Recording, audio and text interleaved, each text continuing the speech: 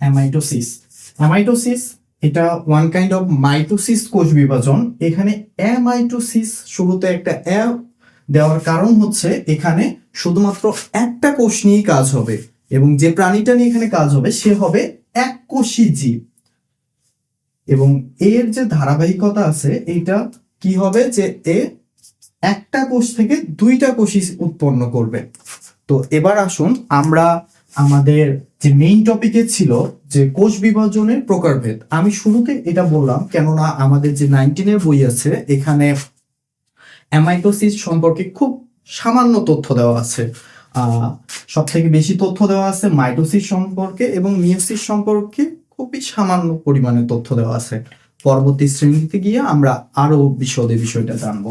তো চলে এবার দ্বিতীয় টপিকটা নিয়ে আমরা শুরু করে দিই। দুঃখিত, প্রথম টপিক হচ্ছে কোষ বিভাজনের প্রকারভেদ, মানে একটা কোষ কতভাবে বিভাজিত হতে পারে বা একটা কোষ কোথায় কিভাবে বিভাজিত হয় আমরা এটা জানি। তো প্রথমে হচ্ছে কোষ বিভাজনের প্রকারভেদ যদি লিখি আমরা, তাহলে শুরুটা আমরা বলতে পারি অ্যামাইটোসিস,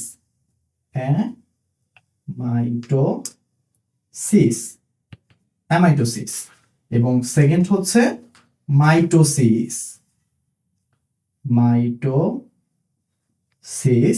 এবং থার্ড হচ্ছে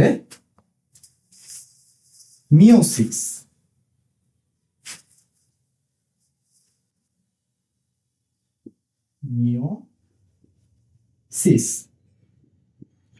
দেখো আমরা যদি এখন সহজভাবে বলতে চাই, মাইটোসিসটাকে আমরা কিছুটা অ্যামাইটোসিসের মধ্যে পাচ্ছি। অর্থাৎ কি, মাইটোসিস এবং অ্যামাইটোসিসের প্রক্রিয়াটা অনেকটাই সিমিলার, এবং মিয়োসিস যেটা আছে এইটা একটু ভিন্ন ধরনের। তো আসো আমরা এখন শুরু করি মাইটোসিস কোষ বিভাজন।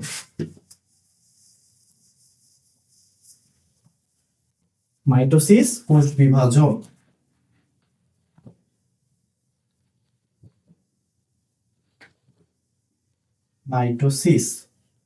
মাইটোসিস কোষ বিভাজন এর বাংলা অর্থ হচ্ছে পরোক্ষ কোষ বিভাজন, অথবা আমরা বলতে পারি সমীকরণিক কোষ বিভাজন।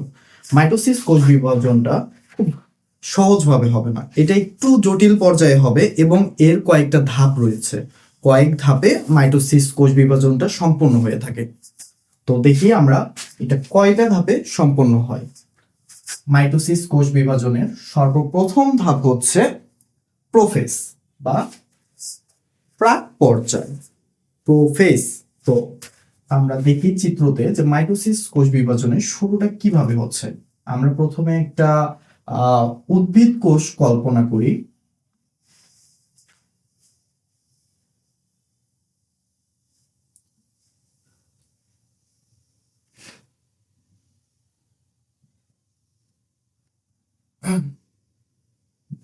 এটা হচ্ছে একটা উদ্ভিদ কোষ, এই যে মাঝখানে যেটা আছে এইটা হচ্ছে নিউক্লিয়াস, ঠিক আছে। আর এটা উদ্ভিদ কোষ আমরা কিভাবে বুঝবো, এই যে দেখেন এখানে রয়েছে সেল ওয়াল, ঠিক আছে। তো এই উদ্ভিদ কোষটা কি হবে, মাইটোসিস কোষ বিভাজন পদ্ধতিতে বিভাজিত হবে। আমি ছোট্ট একটা কিছু অ্যাড করতে চাই এখানে, যে সেটা হচ্ছে যেরকম অ্যামাইটোসিস কোষ বিভাজনটা এককোষী প্রাণীর মধ্যে হয়, তো মাইটোসিস কোষ বিভাজনটা কোথায় হয়? আপনাদের এই প্রশ্নটা থাকতেই পারে। মাইটোসিস সবসময় মনে রাখবেন যে মাইটোসিস কোষ বিভাজন হবে দেহ কোষের ভিতর, সেটা এককোষীতেও হতে পারে বহুকোষীতেও হতে পারে। এককোষীতে কি হবে, সেটা একটা কোষ থেকে দুইটা কোষ করবে, কিন্তু আমাদের দেহে তো বহু কোষ রয়েছে, তাই আমাদের দেহের জন্য মাইটোসিস কোষ বিভাজন এটা কি করবে, যে একটা কোষ থেকে আরো অনেকগুলো কোষ উৎপন্ন করবে। এবং এটা কি হচ্ছে যে প্রথমে একটা থেকে দুইটা করতেছে, পরে দুইটা থেকে চারটা, এভাবে বাড়তে থাকবে। তো আসুন আমরা শুরু করি মাইটোসিস কোষ বিভাজন। মাইটোসিস কোষ বিভাজনের শুরুতে আমাদের মনে রাখতে হবে যে এখানে একটা পর্যায় থাকে, সেটা হচ্ছে ইন্টারফেস। ইন্টারফেসে কি হয়, এই যে ভিতরে যে ক্রোমোজোম গুলো আছে, এই ক্রোমোজোম গুলো পানি ছেড়ে দিতে থাকে, এবং এই যে নিউক্লিয়াসটা আছে এর আকার বড় হয়ে যায় কিছুটা। এর আকার কি হবে, কিছুটা বড় হয়ে যাবে। তো এই বড় হতে হতে আমাদের সেকেন্ড যে ধাপ আছে, প্রথমটা ছিল আমাদের প্রোফেজ, দ্বিতীয়টা হবে প্রোমেটাফেজ। প্রোমেটাফেজ প্রোমেটাফেজ তো প্রোমেটাফেজের বাংলা অর্থ হচ্ছে প্রাক মধ্য পর্যায়। এটার বাংলা অর্থ হচ্ছে প্রাক মধ্য পর্যায়। এখন আমরা দেখি যে প্রোমেটাফেজে কি হবে। সবসময় মাথায় রাখবেন যে এটা 5টা ধাপে সম্পন্ন হবে মাইটোসিস। আর মাইটোসিসের প্রথম ধাপ ছিল কি প্রোফেজ, দ্বিতীয় ধাপ প্রোমেটাফেজ। প্রোমেটাফেজে এসে কি হবে, আমাদের প্রথমে যে নিউক্লিয়াসটা ছিল এটা কি করতেছিল যে ক্রোমোজোম গুলো পানি ছেড়ে নিউক্লিয়াসের ব্যাসার্ধটাকে বড় করতেছিল। দ্বিতীয় ধাপে কি হবে, এইটা কিছুটা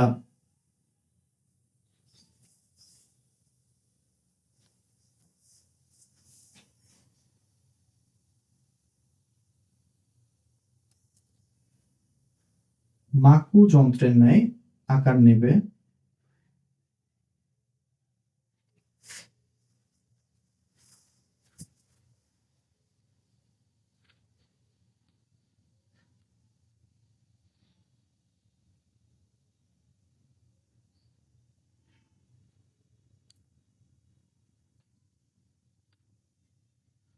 যে দেখেন যে এটা কি করতেছে, কিছুটা মাকু যন্ত্রের ন্যায় আকার নিচ্ছে এবং আমাদের শুরুতে যে নিউক্লিয়াসটা ছিল, নিউক্লিয়াসের বাইরের যে আবরণীটা এখানে কি হবে, হালকা হয়ে যাবে। এটা এখানে পুরু ছিল আগে, এখন হালকা হয়ে যাবে। তো এর পরের ধাপে কি হবে, এখানে এসে যে ক্রোমোজোম গুলো আছে এগুলো বিভিন্ন জায়গায় অবস্থান করবে এবং যে নিউক্লিয়াসটা ছিল এই নিউক্লিয়াসটা মাকু যন্ত্রের ন্যায় আকার নেবে। তো আমরা 3 নম্বর পর্যায়ে যাই।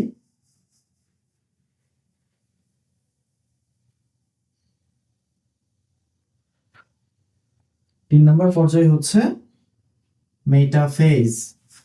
Prophase, prometaphase, metaphase.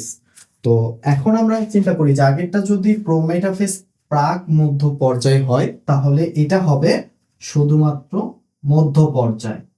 মধ্য পর্যায় কথাটা বাংলাটা বুঝবেন যে মধ্য পর্যায় তার মানে কি, এটা যেটা হবে সেটা মাঝখানে কিছু একটা কাজ হবে। তো দেখি আমরা মাঝখানে কি কাজ হতে পারে। প্রথমে আমরা আবার একটা উদ্ভিদ কোষ কল্পনা করি।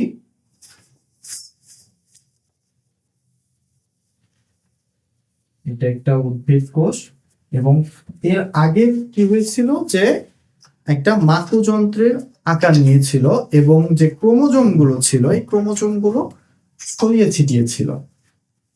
তো দেখি আমরা যে এখানে এসে কি হবে, যে ওই ধাপের পরের ধাপে কি হচ্ছে দেখেন। ওই ধাপের পরের ধাপে এসে এটা কিছুটা এরকম হয়ে যাবে এবং যে ক্রোমোজোম গুলো আছে এই ক্রোমোজোম গুলো ঠিক মাঝখানে অবস্থান করবে।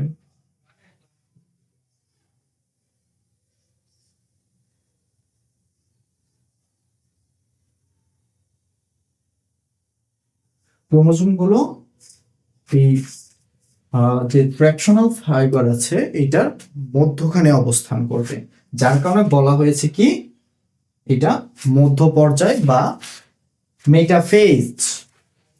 তো এখানে আসার পর কি হবে, এই যে মাঝের যে অংশটা আছে এটা আস্তে আস্তে ভঙ্গুর হতে শুরু করবে এবং এই যে ক্রোমোজোম গুলো আছে এগুলো একে অন্যকে বিকর্ষণ করবে। বিকর্ষণের ফলে কি হবে, যেটা একটা সময় ভেঙে গিয়ে আলাদা হয়ে যাবে। তো নেক্সট যে পর্যায়ে আছে সেইটা হচ্ছে অ্যানাফেজ। অ্যানাফেজে গিয়ে ক্রোমোজোম গুলো মাঝখান দিয়ে দ্বিখণ্ডিত হবে এবং এই যে এটা আছে ট্রাকশনাল ফাইবারের ঠিক যে মেরু আছে তারা মেরুর দিকে গমন করবে।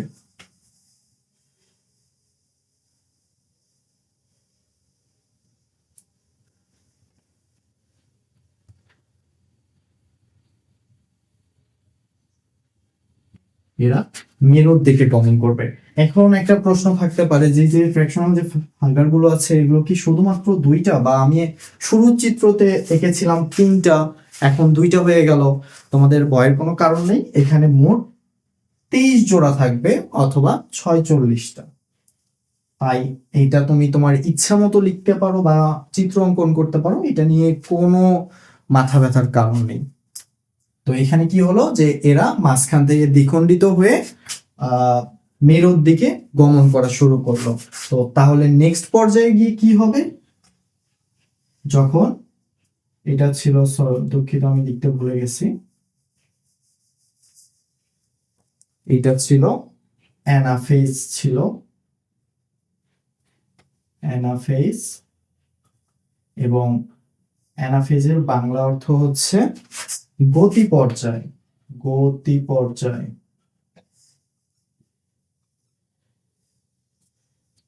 গতি পর্যায়।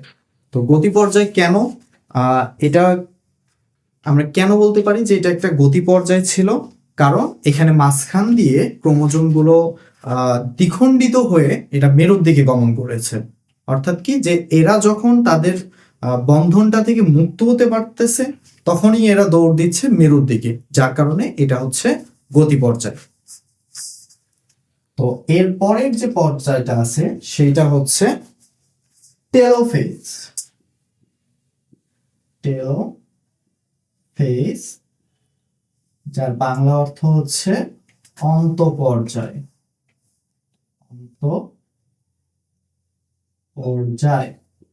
অন্তঃপর্যায় তার মানে কি হচ্ছে যে এটা শেষ পর্যায়। এই যে কোষ বিভাজন ছিল মাইটোসিস, মাইটোসিসের শেষ পর্যায় হচ্ছে টেলোফেজ বা অন্তঃপর্যায়। তাহলে আসো দেখি যে টেলোফেজে আসলে কাহিনীটা কি হবে। টেলোফেজে এরকম মাঝখানে একটা আবরণী পর্দা দ্বারা এটাকে বিভক্ত করা হবে এবং এই উপরে ঠিক পূর্বের ন্যায় একটি নিউক্লিয়াস হয়ে যাবে এবং নিচে একটি নিউক্লিয়াস হবে, এবং এই যে দুইটার মাঝখানে যে আবরণীটা ছিল এটা আবার নতুন করে আস্তে আস্তে গঠিত হবে। তো এখন মাইটোসিস কোষ বিভাজনটা কি হচ্ছে যে 5টা ধাপে সম্পন্ন হচ্ছে। প্রথমটা হচ্ছে প্রোফেজ, দ্বিতীয়টা prometaphase, 3 number metaphase, 4 number anaphase এবং 5 নাম্বার হচ্ছে টেলোফেজ। দেখো যে এই যে এটা 5টা ধাপে সম্পন্ন হচ্ছে, আমাদের পূর্বে যেটা ছিল সেটা ছিল হচ্ছে অ্যামাইটোসিস, যেটা ছিল সেটা কি এত ধাপে সম্পন্ন হয়েছিল না, সেটা কি হয়েছিল যে আস্তে আস্তে নিউক্লিয়াসটা ডাম্বেল আকৃতির গঠন করতে করতে একটা সময় গিয়ে বিভাজিত হয়ে গেছে। কিন্তু এটা কি করতেছে, আস্তে আস্তে একটু চেঞ্জ হচ্ছে। আর এই যে প্রসেসটা, এই 5টা মাইটোসিসের যে 5টা প্রসেস আছে, এই 5টা প্রসেস শেষ করতে অ্যারাউন্ড 48 আওয়ার্স লাগে। তার মানে এটা অনেক লম্বা একটা সময়। কিন্তু যদি তোমার শরীরে পুষ্টি বেশি থাকে তাহলে দেখবা যে তাদের গ্রোথ বেশি হয়। গ্রোথটা কিভাবে বেশি হয়, এই যে যখন তোমার সেল ডিভিশনের যেসব প্রোটিন আছে সেসব প্রোটিন যখন বেশি বেশি সেল পাবে তখন কি করবে, সে দ্রুত সময়ের ভিতর সেল ডিভিশনে অংশ নেবে। ঠিক আছে, তো আমরা এখন আসি নেক্সট যেটা আছে মায়োসিস।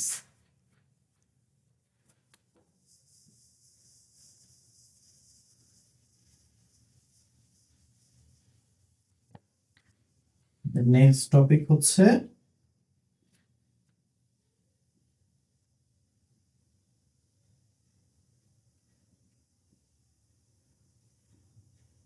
মায়োসিস। দেখো এটা হচ্ছে দুঃখিত, মিওসিস। মিওসিস আগেরটা কি ছিল যে মাইটোসিস, এবং এটা দেহকোষকে বিভাজিত করতে কাজে আসত। তো মিওসিস এ কি করবে, এ জনন কোষের বিভাজন করবে। এবং মিওসিস কিছুটা মানে অন্যরকম, কেননা মিওসিস মাতৃকোষ অথবা মাদার সেল থেকে আপত্য কোষ অথবা ডটার সেল 4টা উৎপন্ন করবে, অর্থাৎ 2n এটা যদি একটা সেল হয়, এখান থেকে প্রথমে বিভাজিত হয়ে মাথায় রাখবেন আপনারা যে মাতৃকোষের তুলনায় আপত্য কোষ অর্ধেক হয়ে যায়। আমরা আগের বিভাজনে কি দেখছি যে মাতৃকোষের থেকে আপত্য কোষ ডাবল হয়ে গেছে, কিন্তু এখানে কি হয়েছে, অর্ধেক হয়ে গেছে, 2n থেকে n, এবং দ্বিতীয়বার এটা আবার বিভাজিত হয়ে n হয়ে যায়, n এবং n। তো মিওসিস কি হয়, মিওসিস দুইটা ধাপে সম্পন্ন হয়। প্রথমটা হচ্ছে মিওসিস 1 এবং দ্বিতীয়টা হচ্ছে মিওসিস 2। তো প্রথম ধাপে কি হচ্ছে যে 2n থেকে দুইটা n উৎপন্ন হচ্ছে, অর্থাৎ মাদার সেলের তুলনায় ডটার সেল অর্ধেক হয়ে যাচ্ছে। কিন্তু দ্বিতীয় দফা যেটা, সেটা আবার কি হচ্ছে, দেখেন যে n থেকে আবার দুইটা nই আসতেছে, মানে এটা ওয়ান কাইন্ড অফ মাইটোসিসের মতো হয়ে যাচ্ছে। মাইটোসিস কি করতেছে যে প্রথমে মাদার সেল থেকে দুইটা এন ডটার সেল। এখন আপনাদের প্রশ্ন থাকতে পারে যে মাদার সেল থেকে কেন ডটার সেল হচ্ছে, কেন সান সেল হচ্ছে না, প্রশ্ন এটা থাকতেই পারে। সো এটা নিয়ে উদ্বিগ্ন হওয়ার কিছু নাই, এটা খুব সহজ একটা কনসেপ্ট যে মাদার সেল থেকে ডটার সেল হচ্ছে কেননা এই যে ডটার সেল যে হচ্ছে সেও একটা সময় দিয়ে আবার মাদার সেল হয়ে যাবে, ঠিক আছে। এই যে সে কি হচ্ছে, একটু পরেই আবার বিভাজিত হয়ে এন উৎপন্ন করছে না, এন এন, তার মানে কি হলো যে এর শুরুতে মাদার সেল ছিল এবং এখানে ডটার সেল হলো, দ্বিতীয় পর্যায়ে যখন আবার বিভাজিত হচ্ছে তখন কি হচ্ছে, এটা আবার মাদার সেল হয়ে যাচ্ছে, ঠিক আছে। আচ্ছা, আমরা তবে এতক্ষণ ধরে জানলাম যে অ্যামাইটোসিস, মাইটোসিস এবং মিওসিস এই কোষ বিভাজনগুলো কি। এখন যদি আমরা আসি যে মাইটোসিসের গুরুত্ব, আপনারা একটু চিন্তা করে দেখেন যে আমরা অ্যামাইটোসিস এবং মিওসিস দুইটার ভিতরেই মাইটোসিসকে পেয়েছি, তাই মানে মাইটোসিসের গুরুত্ব অপরিসীম। মাইটোসিস সবসময় বেশি গুরুত্বপূর্ণ, কেননা মাইটোসিস যদি সঠিকভাবে না হয় তাহলে আপনার আমার বিকাশ সঠিকভাবে হবে না। দেহকোষ কি হচ্ছে, শুরুটাই হচ্ছে কি মিওসিস দিয়ে। মিওসিসে কি হচ্ছে যে এখানে 2n, এখানে হচ্ছে 2n, এই 2n থেকে কি আসতেছে, n আসতেছে, এখান থেকে একটা n আসতেছে, n এসে দুইটা মিলে আবার 2n গঠন করতেছে, এটা কি জাইগোট, এটা জাইগোট, জাইগোট। তো এর পরের বিভাজনটা কিভাবে হবে, এর পরের বিভাজনটা হবে মাইটোসিস পদ্ধতিতে, ঠিক আছে। আর এখন আপনি বলতে পারেন যে হচ্ছে মাইটোসিস যদি কোষ বিভাজন হয় এটা হচ্ছে এই জননাঙ্গে বা এই জায়গাতে এসে কেন মাইটোসিস হচ্ছে না। মাইটোসিস মিওসিস কি করে যে হচ্ছে যে ক্রোমোজোম আছে এটাকে অর্ধেক সংখ্যায় করে দেয়। এখন ভাবুন যে আপনার শরীরে ক্রোমোজোম কতগুলো, 23 জোড়া, যখন এটা যদি বংশ বিস্তারের ক্ষেত্রে মাইটোসিস হয়ে যায় তাহলে 23 থেকে কয়টা হবে, 46 জোড়া। এভাবে যখন আরো বাড়তে থাকবে বিষয়টা কি ঠিক থাকবে, একটা সময় জীব ধ্বংস হয়ে যাবে।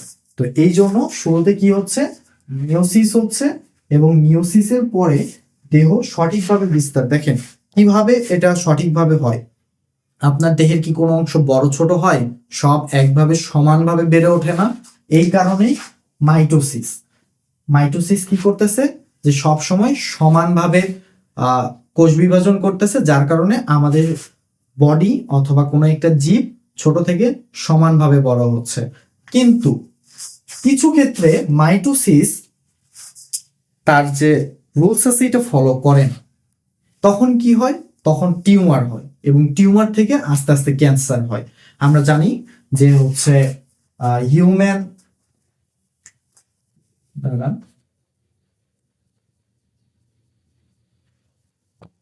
আমরা জানি হিউম্যান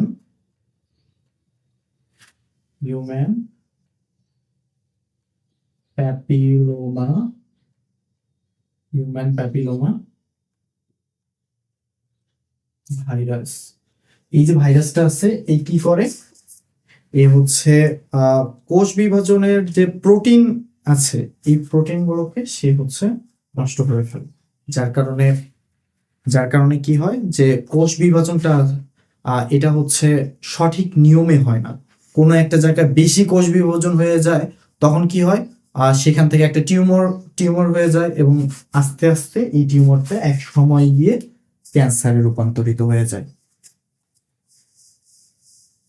তো যদি গুরুত্ব বলেন মাইটোসিসের গুরুত্ব হচ্ছে দেহ সঠিকভাবে বিকশিত করার জন্য, এবং মিওসিসের যে গুরুত্ব আছে এটা হচ্ছে কি বংশ বিস্তার করার জন্য। যদি মিওসিস না ঘটে তাহলে কি হবে, একটা জীব তার বংশধর রেখে যেতে পারবে না।